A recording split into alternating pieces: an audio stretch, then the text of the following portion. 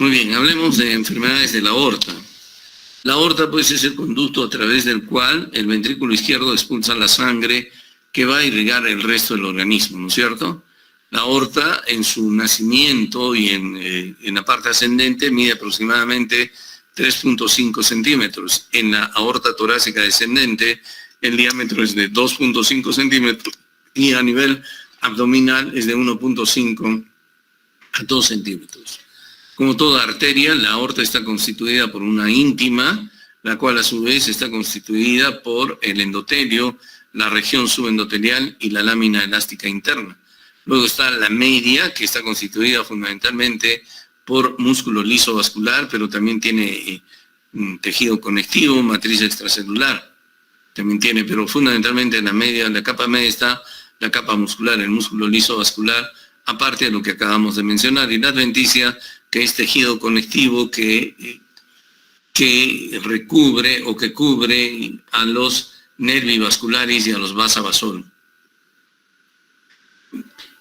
Aparte de su función de conducción que acabamos de mencionar, la aorta, debido a sus propiedades viscosoelásticas y a su capacidad de distensibilidad, cumple una función amortiguadora de la fuerza pulsátil con la que expulsa la sangre el ventrículo izquierdo. Y debido a esto, debido a que la aorta está expuesta constantemente a esta fuerza pulsátil del ventrículo izquierdo y al estrés de roce o de cizallamiento, la aorta está predispuesta a sufrir enfermedades que resultan o son consecuencia del trauma mecánico. Y de su exposición constante a la presión pulsátil generada por el ventrículo izquierdo. La aorta también es el vaso que está más predispuesto a la ruptura, sobre todo cuando su diámetro aumenta, es decir, cuando se forman aneurismas. Entonces la ruptura de la aorta es una complicación frecuente en los pacientes, gracias a Dios no frecuente, pero sí esperable, de los pacientes que tienen aneurismas. ¿Debido a qué? Debido a que la tensión de la pared de la aorta está gobernada también por la ley de Laplace. Y hemos dicho que la ley de Laplace dice que la tensión de la pared es directamente proporcional a la presión por el radio. Entonces, si aumenta el radio, si aumenta el diámetro del vaso sanguíneo, mayor es la tensión de la pared y mayores son las posibilidades de ruptura de la aorta. Entonces, vuelvo a repetirles, tenemos tres capas, una capa interna que es la íntima, la cual está constituida por el endotelio, la región subendotelial y la lámina elástica interna. Luego está la capa media, en la cual está fundamentalmente el músculo liso vascular, pero también hay tejido conectivo, matriz extracelular, colágeno, etc. También ahí, pero fundamentalmente está la capa muscular, el músculo liso vascular y la capa externa o la adventicia, la cual es tejido conectivo que cubre a los vasa vasorum y a los nervi vasculares. En alguna de las clases ustedes preguntaron cuál es la raíz aórtica y cuál es la aorta torácica ascendente. No sé cómo llegaron a séptimo ciclo sin saber anatomía, pero aquí está la respuesta, ¿no es cierto? Consideramos raíz aórtica hasta aquí, hasta donde empieza lo que se llama la unión sinotubular. La aorta ascendente hasta donde va a empezar el arco aórtico y la aorta torácica descendente posterior a ella. Los senos de Valsalva y todo ello está incluido en la raíz de la aorta.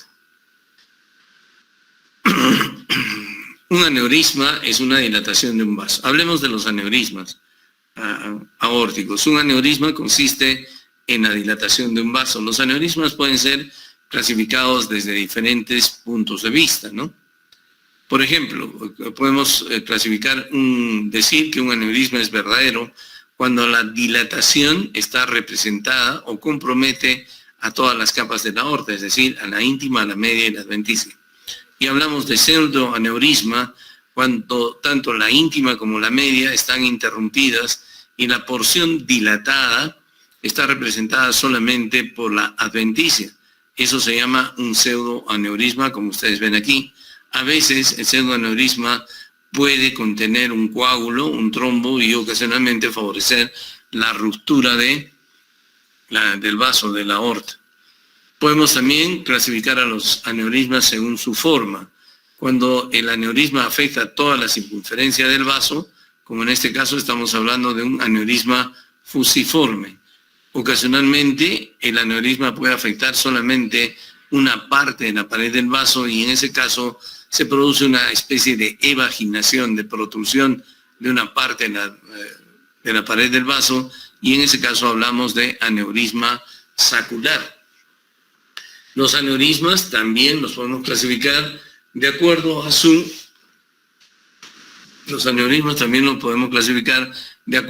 localización. Por ejemplo, podemos hablar de un aneurisma de la raíz aórtica, un aneurisma de la aorta torácica ascendente, un aneurisma de la aorta torácica descendente. Entonces podemos hablar de aneurismas torácicos que pueden ser de raíz aórtica, de aorta ascendente o de aorta torácica descendente. Podemos hablar de aneurismas abdominales y ocasionalmente el aneurisma puede extenderse desde el tórax hasta por debajo del diafragma, que sabemos nosotros que es el diafragma el que divide el tórax del abdomen, hasta por debajo del diafragma, y hablamos de aneurismas tóraco-abdominales. Los aneurismas se producen fundamentalmente ya sea por una destrucción excesiva o una producción anormal de los componentes fundamentales de la pared torácica, como son la elastina y el colágeno. Permítame un ratito, espera un momento.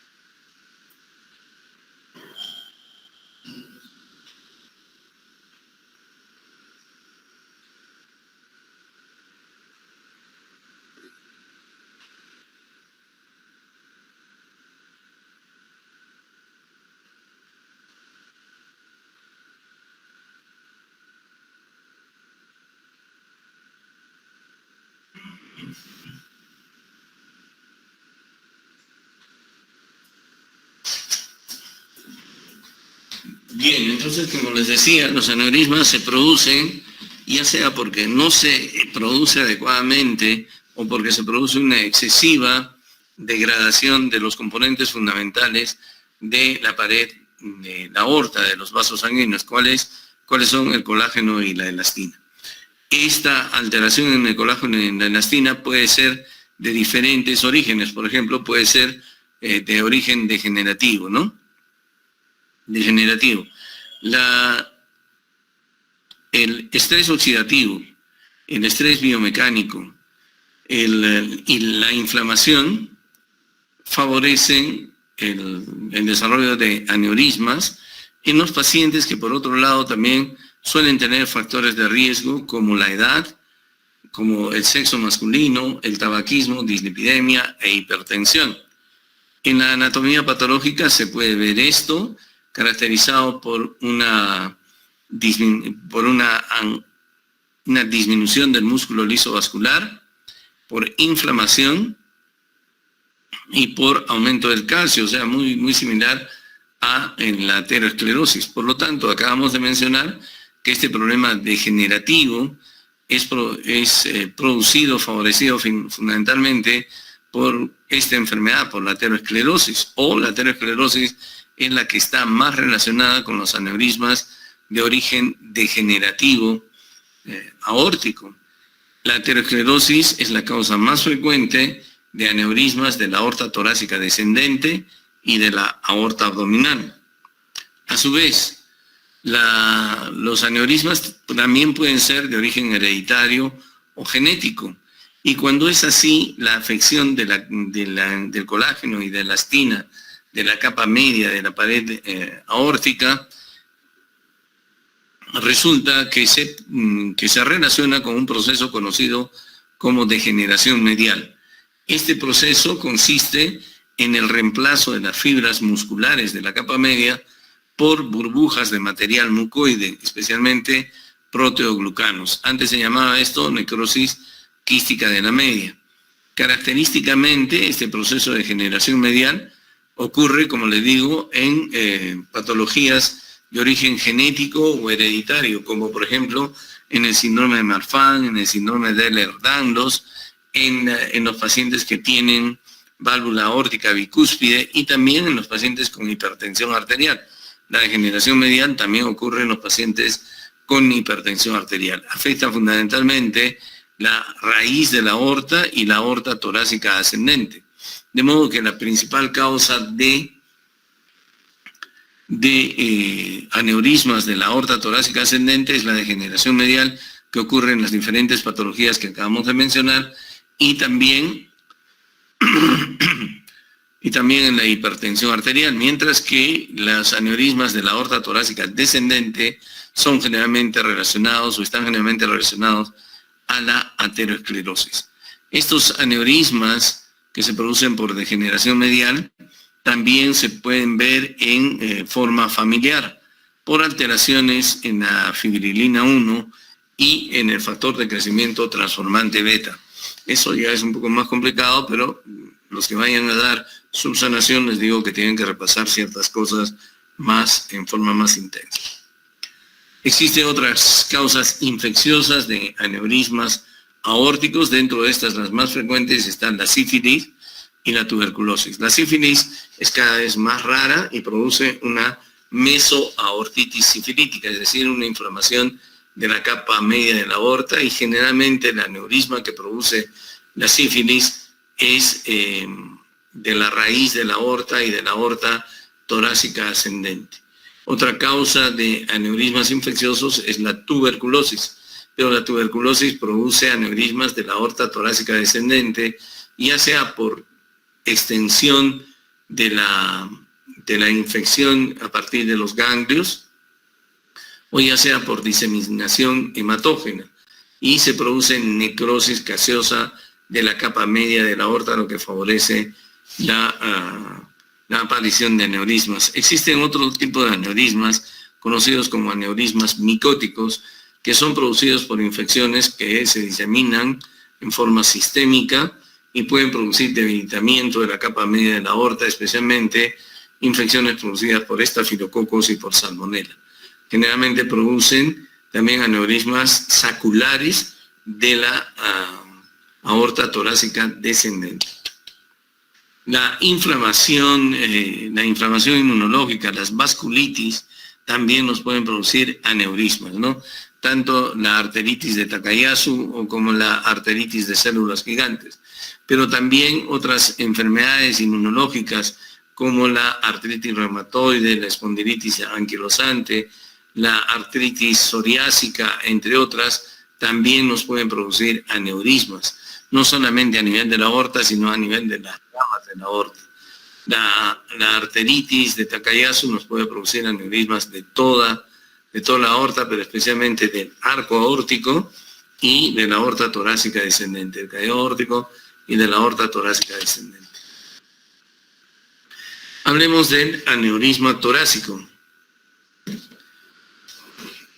El aneurisma torácico a nivel ascendente es producido fundamentalmente por lo que acabamos de mencionar, la necrosis quística de la media o la degeneración medial. Es decir, el aneurisma de la aorta ascendente es más frecuente en los pacientes que tienen síndrome de Marfan, síndrome de Ehlers-Danlos o hipertensión arterial, el aneurisma de la aorta torácica ascendente, mientras que el aneurisma de la aorta torácica descendente está fundamentalmente relacionado con la aterosclerosis. Normalmente estos aneurismas suelen crecer o aumentar de tamaño a razón de 0.1 a 0.2 centímetros por año, es decir, 1 milímetro a 2 milímetros por año, aunque los pacientes con síndrome de Marfan pueden crecer un poco más rápido, ¿no? El riesgo de ruptura de estos aneurismas está relacionado con los síntomas y está relacionado con el tamaño del aneurisma. De manera que cuando el aneurisma mide menos de 4 centímetros, el riesgo de ruptura es de 2 a 3% al año. Mientras que cuando el aneurisma mide más de 6 centímetros, el riesgo de ruptura es casi del 8% al año, es 7% al año, es decir, casi 300 veces más frecuente cuando el aneurisma es mayor de 6 centímetros. La mayoría de estos aneurismas, ¿qué hora es? 4:46. Ya, unos 4 minutos más. La mayoría de estos aneurismas son asintomáticos. Sin embargo, cuando están muy grandes, estos aneurismas pueden producir ya sea manifestaciones por compresión o por erosión de las estructuras vecinas. Por compresión de la vía aérea nos puede producir tos, disnea, ronquera, o por compresión de las estructuras digestivas nos puede producir dificultad para deglutir o dolor a la deglución.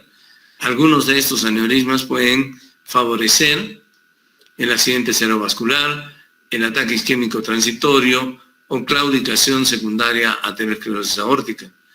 Ya dijimos, también puede producir compresión del nervio laríngeo recurrente, por lo tanto puede haber disfonía en lesiones sobre todo que avanzan rápidamente. Cuando el aneurisma ocurre en la raíz de la aorta, se puede complicar con insuficiencia aórtica. Cuando hablamos de insuficiencia aórtica, dijimos que la insuficiencia aórtica puede ser producida por problemas valvulares o por enfermedad de la raíz. La enfermedad de la raíz nos produce aneurisma aórtico. El aneurisma aórtico dilata el anillo valvular aórtico. La dilatación del anillo valvular aórtico nos produce mala coaptación de las válvulas e insuficiencia aórtica como consecuencia de ello. Y si la insuficiencia aórtica es severa, pues puede progresar hacia la insuficiencia cardíaca como consecuencia de la insuficiencia aórtica.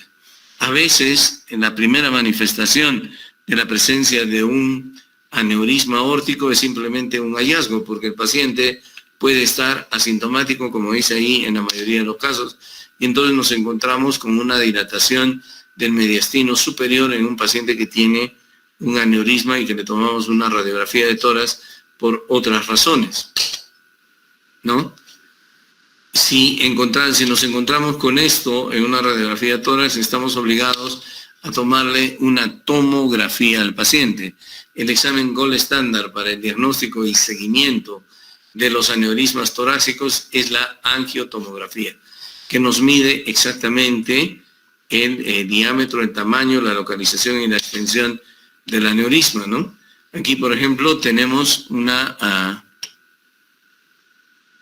reconstrucción tridimensional de una aorta torácica normal, una aorta normal. Sin embargo, cuando le tomamos una tomografía, encontramos un aneurisma importante, gigantesco, del callado de la aorta. O también podemos encontrar un aneurisma tóraco-abdominal de la aorta torácica descendente. La resonancia magnética también nos puede servir para el diagnóstico de un aneurisma de la raíz aórtica, como ven ustedes en este caso. Antes se hacía este estudio, esta es una resonancia magnética donde nos permite ver un aneurisma de la raíz aórtica, La ecocardiografía nos permite sospechar el aneurisma aórtico, sin embargo, no es el examen gold estándar, y hemos dicho que la angiotomografía es el examen gold estándar. En este caso estamos viendo una ecocardiografía transesofágica que nos muestra una disección de la aorta. De esto hablaremos posteriormente. Pero si sospechamos un aneurisma torácico en un paciente con una ecocardiografía, sobre todo un aneurisma de raíz, estamos obligados a pedir el gold estándar, que es una angiotomografía. Antes se hacía este examen, que es la angiografía con sustancia de contraste por sustracción digital. En la actualidad cada vez se realiza menos este examen, ya que a veces esto puede estar ocupado, el aneurisma puede estar ocupado por un trombo y se disminuye o se infravalora el real diámetro del aneurisma. Sin embargo, en esta angiografía ustedes pueden ver un aneurisma de hasta 7.8 centímetros del callado aórtico.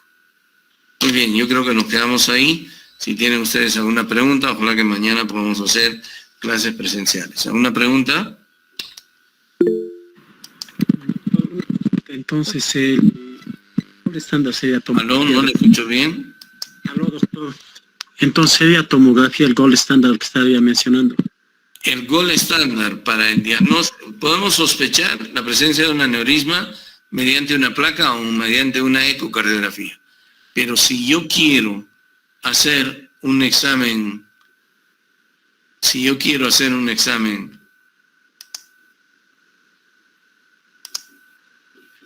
Si yo quiero hacer un examen adecuado para el diagnóstico y seguimiento, es la tomografía, la angiotomografía. ¿Por qué también podría ser una resonancia? Pero ¿por qué la angiotomografía? Porque es más barata, de mayor acceso que la resonancia magnética. Gracias, doctor. ¿De qué? ¿Alguna otra pregunta? Doctor, buenas tardes. Mencionó, ¿no?, que en su mayoría los aneurismas de la aorta van a ser asintomáticos a menos que haya un efecto de masa, ¿no?, cuando está bastante voluminoso el aneurisma. Sí. Entonces, sobre todo en el caso genético donde hay degeneración de la media, ¿cómo se podría sospechar de manera temprana que hay un aneurisma de aorta? Se le hace un seguimiento. Si usted sabe que tiene usted un paciente con un síndrome de Marfan y sabe que con mayor frecuencia estos hacen aneurismas de aorta ascendente, pues un seguimiento ecocardiográfico le va a hacer sospechar la presencia de un aneurisma. La ecocardiografía, sí. Gracias, doctor. Pero si le aparece la imagen sospechosa de aneurisma, su obligación es pedirle una angiotomografía. Entiendo, doctor. Muchas gracias. Ok. ¿Alguna otra pregunta? Doctor, buenas tardes. Acerca de los factores que podrían aumentar la velocidad del crecimiento de un aneurisma, ¿cuáles serían, doctor? Fundamentalmente la hipertensión arterial. Y en los pacientes con síndrome de Marfan, la debilitación y la mala producción de colágeno y elastina. En ese caso, la mala producción de colágeno y elastina es de origen genético. Pero la hipertensión arterial, en los otros casos, es la principal causa del aumento del tamaño del aneurisma. Gracias, doctor. Ok. ¿Alguna otra pregunta?